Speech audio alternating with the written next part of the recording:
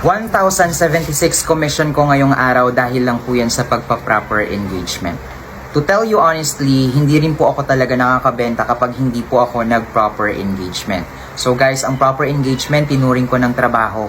Kapag hindi po ako nagtrabaho, no work, no pay, wala po akong sweldo. Ganon din po dito, kapag hindi ka nag-engage, hindi ka nag-proper engagement, wala ka rin pong benta kay TikTok. So guys, katulad nyo rin po ako noon na taga sana all lang din. So pinagdasal ko, nagmanifest lang din ako na Lord, sana one day kumita ako ng 1,000 pesos a day. Guys, nakakabenta lang ako noon ng 10 hanggang 15. Pero ngayon po, umaabot na tayo ng 30 plus na benta or 20 plus na benta. And umaabot na tayo ng 1,000 plus na benta sa loob ng isang araw. Dahil lang po yan sa pagpa-proper engagement. So, guys, proper engagement for me is the key. So, I'm sharing this to you, my own personal experience po talaga, na kapag wala akong engagement, wala rin po talaga akong benta. So, hindi pa naman po tayo ganun kasikat. Good thing sa iba, no, hindi na nila kailangan mag-engage para lang makabenta. Pero sa kagaya natin na sobrang nahihirapan magbenta, kahit anong engaging, kahit anong video ang gawin natin, hindi pa rin po tayo nagba-viral.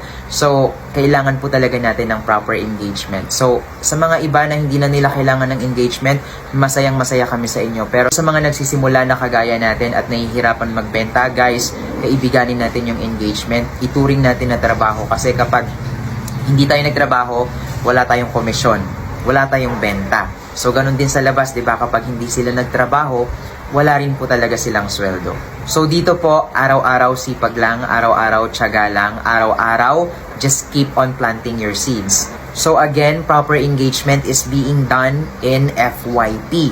So ano po ba yung FYP? For You page. So dyan po, pag open mo ng TikTok mo, dyan ka po makakita ng mga videos. Kapag in-scroll mo yan, ayan na po yung FYP na tinatawag. Kumbaga, sa Facebook, it's our feeds. Diyan mo makikita lahat ng mga post ng mga followers mo, ng mga kaibigan mo, or ng mga iba't ibang tao. So guys, sa FYP ka lang po mag-i-engage. Okay? Wala na pong ibang pag-i-engage dyan. So guys, hindi mo na kailangan makipag-engage to engage or follow to follow kasi hindi na po effective yan. So again, pumunta ka sa FYP, mag-scroll ka ng mga videos doon na kung saan mo gustong panoorin, kung ano yung interesado kang panoorin, yun yung panoorin mo.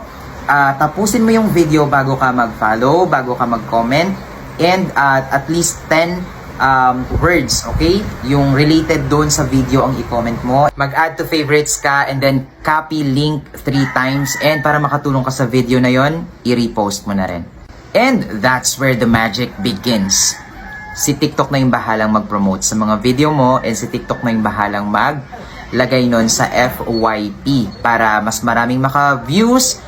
Pag maraming views, mas maraming benta. So yung may papayo ko lang sa inyo guys, gumawa kayo ng something na engaging yung video ninyo, original and quality yung video, kasi mas nagiging effective yung engagement natin. So guys, keep on planting your seeds, okay? No matter what happen, matumal man ngayon, guys, magtuloy-tuloy ka lang sa pag-upload ng mga videos mo kasi hindi mo alam kung saan yung video na pwedeng mag-viral. Guys, kahit luma na yung mga videos ninyo, pwede pa rin mag-viral yan. So, antay-antay lang guys. Kaya sinasabi ko sa inyo, keep on planting your seeds. Huwag na huwag kang titigil kasi hindi mo alam kung kailan magba-viral yung mga videos ninyo. At least 3 times a day, or kung hindi talaga kaya, kahit 1 times a day. Okay? So, yun lang guys. Kung marami kang natutunan, please pa-follow po ako. And pa-engage na rin, comment, okay? Mag-comment kayo, and then mag-heart na rin, and pa-copy link and add to favorites na rin po. Para at least next time na magkakaroon ako ng video na kagaya nito, manonotify kayo. Yun lang, maraming salamat and God bless you all.